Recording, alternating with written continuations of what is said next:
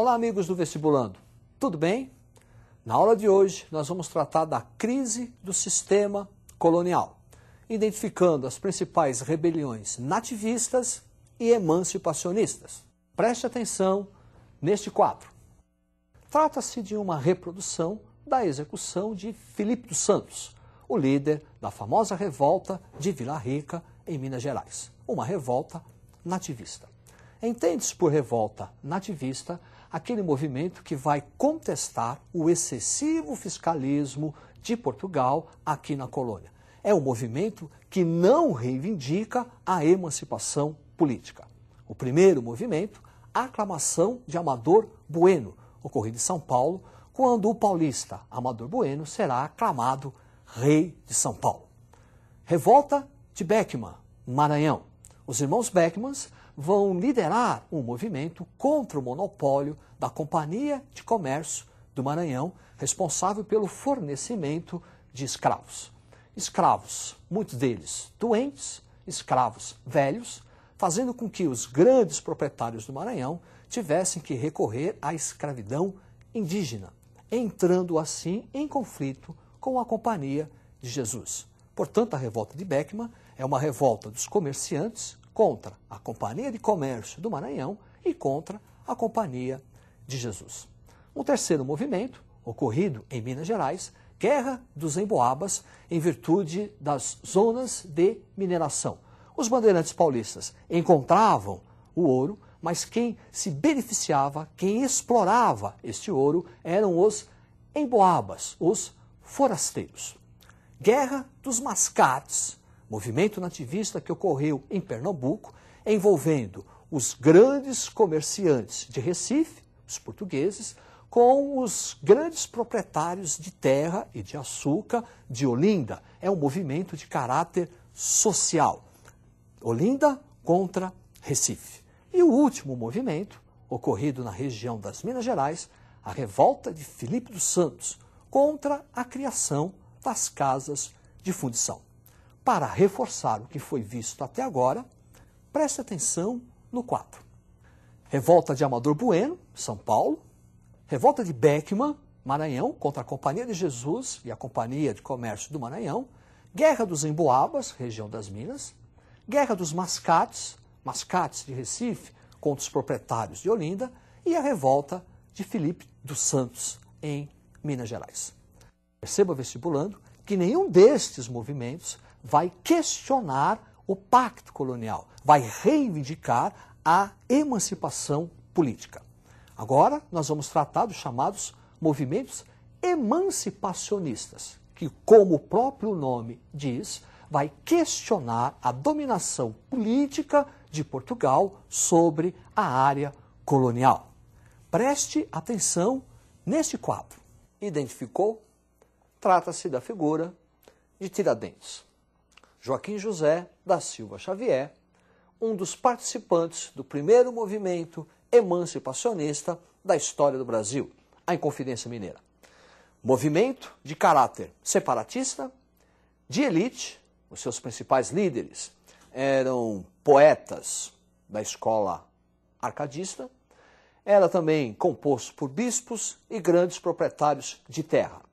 O movimento da Inconfidência Mineira foi bastante influenciado pela independência dos Estados Unidos.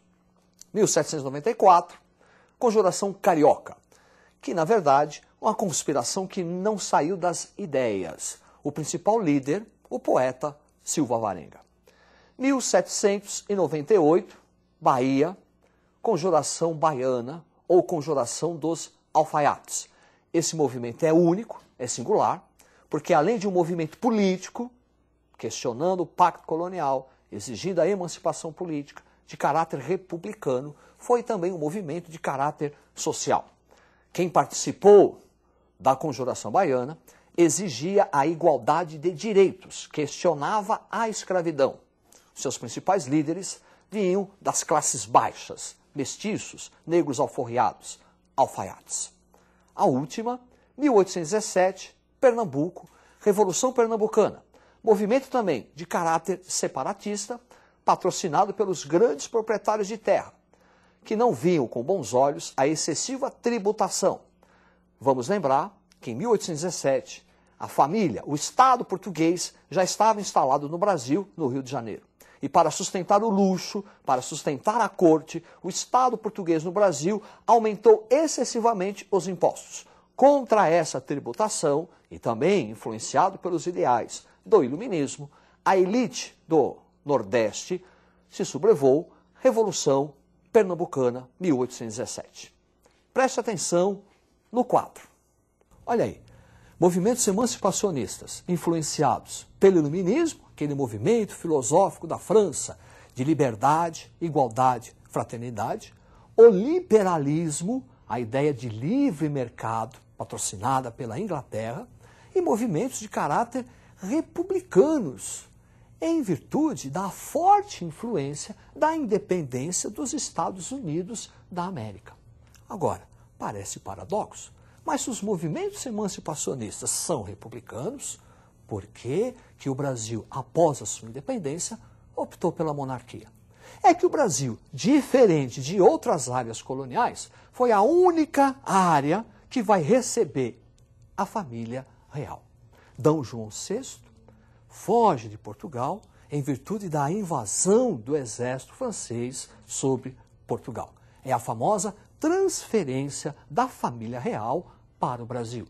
Não só a família real, entenda, vestibulando, é a transferência do Estado português para o Brasil. As instituições portuguesas vieram para o Brasil.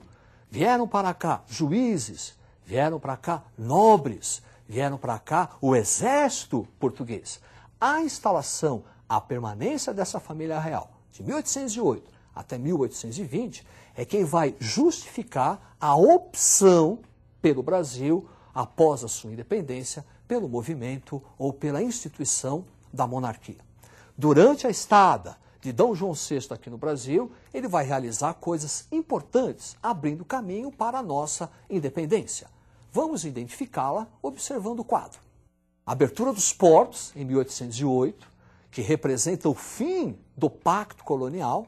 Segundo o grande historiador Caio Prado Júnior, a nossa independência, de fato, ocorreu com a abertura dos portos, liberdade econômica. Depois, a assinatura dos tratados de 1810, envolvendo Portugal e a Inglaterra sob o comércio da área colonial. A partir de 1810, o Brasil passa a ser dependente economicamente da Inglaterra. 1815, elevação do Brasil à categoria de Reino Unido e a famosa Missão Francesa. A partir de 1815, juridicamente, o Brasil não é mais colônia de Portugal, é elevado a Reino Unido. E sobre a Missão Francesa, vamos destacar aqui o papel de Rugendas e o papel de Debré, que vão muito bem mostrar a fauna e a flora brasileira do período, bem como os costumes do Rio de Janeiro durante a presença da família real aqui no Brasil. Em 1820, em Portugal, vai ocorrer um movimento, um forte movimento social chamado Revolução Liberal do Porto, considerada a causa imediata da independência do Brasil. Liberal, porque lá em Portugal acaba-se esse movimento, contribuiu para o fim do chamado absolutismo monárquico. O poder não está mais nas mãos do rei. O poder, por força da Revolução, foi transferido para as cortes portuguesas, o poder legislativo. Mas essa rebelião também tem um caráter conservador. Quer dizer, a nobreza, a burguesia lusitana, queria tirar o poder do rei para poder recolonizar o Brasil. É por isso que essa revolta, a Revolução do Porto, é considerada a causa imediata da nossa independência. D. João voltou por força da Revolução, mas deixou aqui no Brasil o seu filho, o príncipe regente Pedro I, que em 7 de setembro de 1822, às margens do Ipiranga, proclamou a independência. Preste atenção nesse quadro. Esse quadro retrata a visão histórica tradicional do que pode ter ocorrido em 7 de setembro de 1822. É um quadro mais clássico, mais sóbrio, muito diferente daquele quadro feito por Pedro Américo, retratando o 7 de setembro de 1822. O de Pedro Américo é mais uma epopeia, é uma exaltação ao nacionalismo, é mais heróico. Agora, vestibulando. A independência do Brasil não vai provocar rupturas na história, não vai provocar mudanças muito grandes. Antes da independência, o Brasil era agrário, monocultor, escravocrata. Após a independência, continuou agrário, monocultor, escravocrata.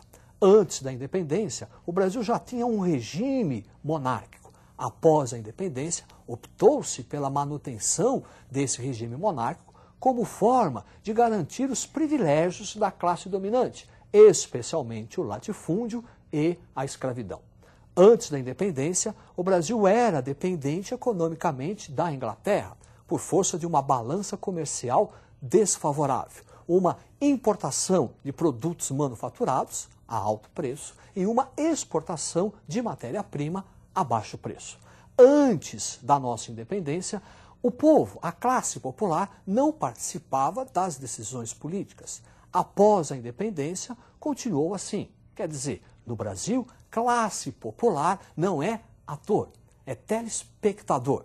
Haja vista que a independência do Brasil foi patrocinado pelos grandes proprietários de terra. Foi liderado pelo suprassumo da elite, o próprio príncipe regente. É isso aí. Estude. Até a próxima. Uma boa sorte.